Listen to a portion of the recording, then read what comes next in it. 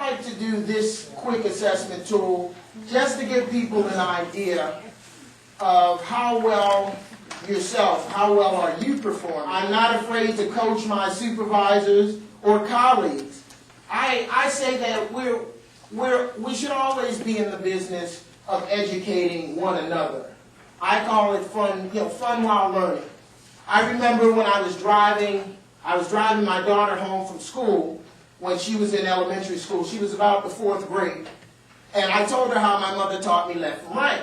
My mother put R on one shoe, L on the other shoe, R on one sock, L on the other sock. My daughter said, "Daddy, look at this." I said, "Okay." She said, "Which one makes the L the right way?" I said, "That one." She said, "That's your left." I mean, we can learn from everybody. It doesn't matter what age. It doesn't matter what level of education. We can learn from everybody. That's the point that I'm making. And then it says, "I prefer to go beyond the call of duty every day, all day." Some people are sometime with that. Some people, if they're really feeling good or they feel that, okay, it's my season, this is when I normally work hard, then all of a sudden it's like that light switch, they turn it on. But then you have some folks who, they say, "Hey, well, this week I'm just coasting, I'm just riding it out." And ladies and gentlemen, the only way to coast is to go downhill. Because if you put something on an even plane that's round, it won't move unless you push it. But when someone tells you that they're coasting, they're sliding downhill. It may be slow, it might be fast, but they're going. So that's something you have to look at when you tell yourself you're coasting. And when it comes to office gossip and the rumor mill, I ignore it. So some people, they take it and they run with it and they help people to get the rumor around. But then some folks, one way to get people out of your face when it comes to office rumors, or they're talking bad or negative about something, about someone, even if you don't know them, just do this to them. You don't say, "Well, she's my best friend." All of a sudden, he will stop talking because you just get people away from you. And then another technique that I started using, and it may not sound good to you all, but another technique, I'll cough 2 or 3 times and tell people, "I think I got that flu thing. You might want to get it." And people, all of a sudden, they get away from you. Because with me, I don't take the invitation for negativity or for rumors. If you're going to talk about someone, go tell it to them. Don't try to pass it off to other people. And then the next thing, I am ready to receive constructive feedback from my team members. Sometimes when I talk to leaders and managers and I ask them, "Do you receive feedback from your team members, from the people that you supervise?" And sometimes people avoid that because they really don't want to hear how well they're doing or how bad they're doing. But the best thing that you can do always is to open yourself up, and you can train people and teach people how to give constructive feedback. It doesn't always have to be something negative. I prefer to listen to the opinions of others rather than doing all the talking.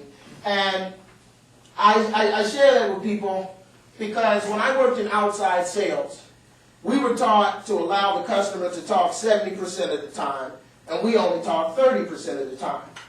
If you have conflict going on in your office and you're trying to get to the root of it, invite the people in and let them talk. You will hear it. And how many of you have children? I know as parents you use that technique. Just let the kid talk. The kid will tell on himself. Just keep talking. What happened? You don't cut them off. You don't scold them, because if you do, you then eliminate finding out what really went on. But you have to let people talk. And then the next thing you have to do, you don't want to be like myself. Going back to my daughter, when she was in middle school, she came to me and she asked, "Daddy, what's sex?" So being the dad, I felt, okay, she's old enough to ask the question. She deserves an honest answer, right? So I took my daughter, I sat her down, and I went in my file cabinet because I was waiting on this day, and I pulled out the information. I came back and I told her all about babies and how they come into this world, and I told her all the things, about men and women, and she sat there and her eyes popped out and her mouth dropped, and she said, "Daddy, say what? Are you serious?" I said, yeah, why did you ask me, Daddy, what's sex? She said, because Grandma told me to tell you that dinner would be ready in just a couple of secs.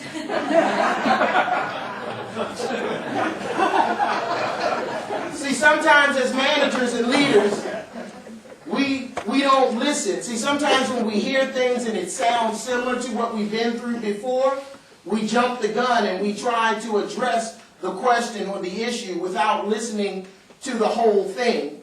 And I know as researchers and scientists, sometimes that can happen to you because you can automatically assume that I've done this before, I know what this is, I know what it looks like, and you're giving people an answer without even hearing the entire equation or whatever it is that they're talking to you about. So you have to let people do the talking so you can get all the facts and the information before responding. Knots of life may test you, leaving your will feeling battered and tried. Don't stop, never quit, never give up. You've only been delayed, but you're rarely denied. So it's been a treat and a pleasure, an experience beyond measure to share this time with you all today. And I wish you the best and continued success. Thank you.